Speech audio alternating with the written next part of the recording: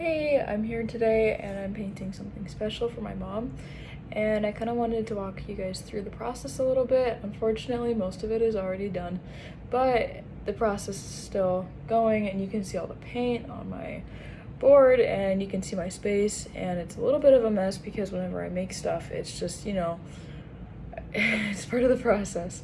So, alright, I'm gonna get started showing you guys everything. So this is one of the reference images I'm using. This is my lamp. It's super bright, but it really is so helpful. And here's all of my paint. I'm not using all of this paint. It's just kind of where I'm keeping it right now.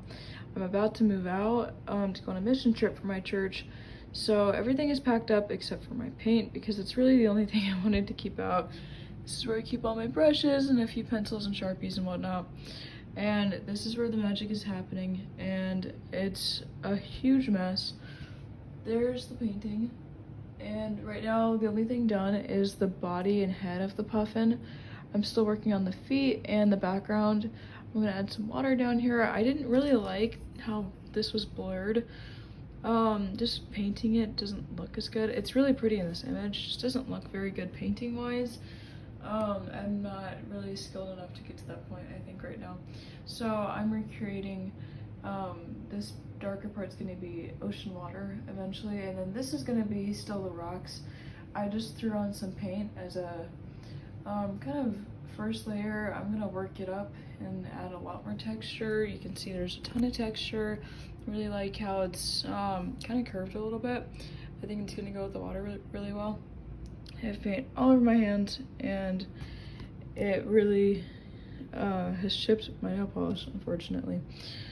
It's the perks of being a painter, and I've used up all my black, and I no longer have that, so I'm really glad that I bought this really big tube of it.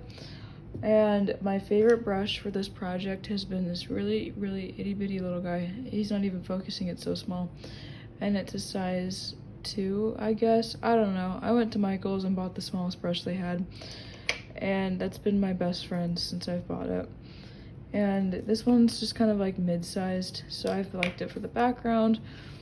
It needs to get washed better, but yeah. Once this paint dries, I'll start painting and show you guys a little bit of that. Okay, so the layer has dried, and I'm starting to add some texture to the background. So now it's no longer super flat.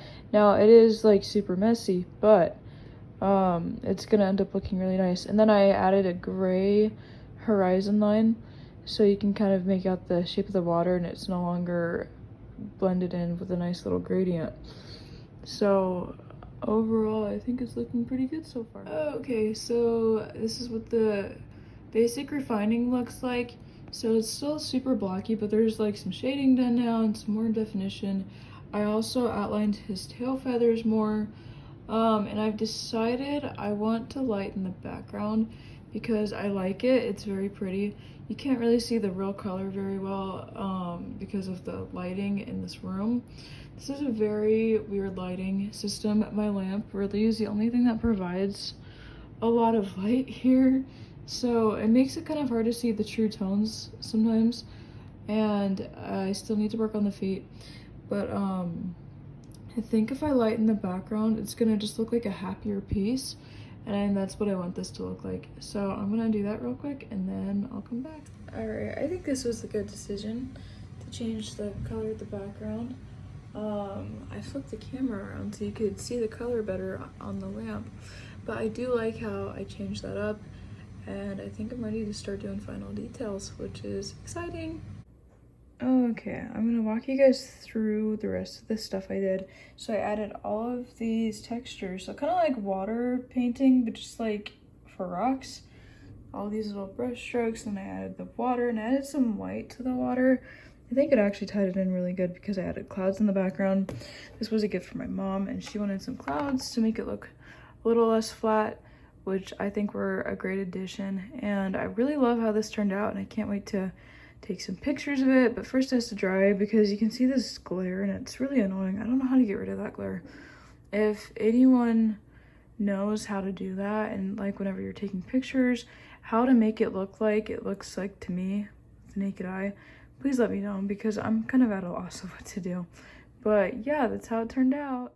Thank you so much for watching. I've got some cool stuff coming up, so stay tuned.